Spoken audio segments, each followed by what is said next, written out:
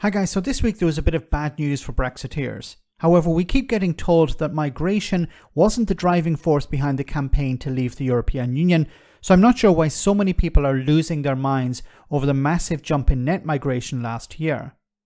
One of the arguments made by people like Jacob Rees-Mogg in the run-up to the Brexit referendum was that if migration was brought down, it would mean more jobs for British people. The idea being that UK workers weren't able to find jobs like fruit pickers because all the foreigners are undercutting them. Well, when farmers tried to hire British workers after the ending of freedom of movement, it became apparent that local people didn't or couldn't do the work. You won't believe now what Jacob Rees-Mogg has to say about fruit pickers. I'm in favour of getting this number down very significantly. A cap is one way of doing it. You need to look at who you really, really need, and you need to prioritise very carefully. What don't we need? Because we always hear people saying, "Look, we need fruit pickers. We need health and social care. We don't need fruit pickers." Right. If fruit can be grown more cheaply and more economically in foreign countries, we should import fruit and focus on our competitive advantage. What the F?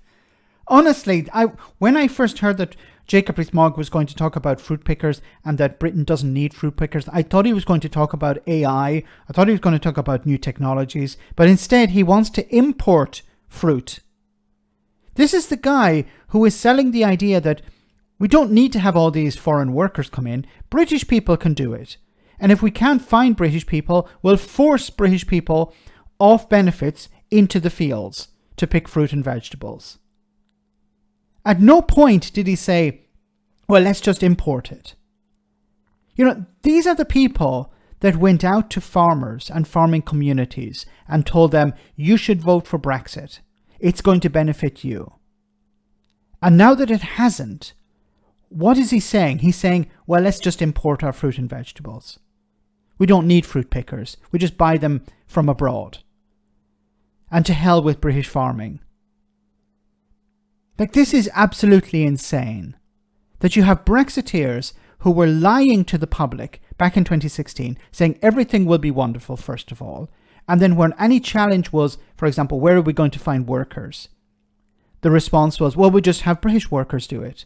There's so many British people who want to do these jobs, but they can't do it because, you know, it's not paid enough. But when we leave the European Union, this will drive up wages. And farmers can't find the workers. So they've been reaching out to other countries, non-EU countries, to find workers, and they're still not able to find workers. Now, many Tories will just say, well, just raise wages. But if you raise wages, you make the final product more expensive. And if the supermarket can find it cheaper abroad, they're going to import it from abroad. So you're going to decimate farming. But the Brexiteers obviously don't care. Jacob Rees-Mogg, they're pretty much the same person in some ways, the same lies. Jacob Rees-Mogg here saying, well, you know, let's just import it. And I'm not sure what he's on about competitive advantage. We're talking about fruit and vegetables here. Like, if you're not selling them, you're importing them. What advantage is he talking about?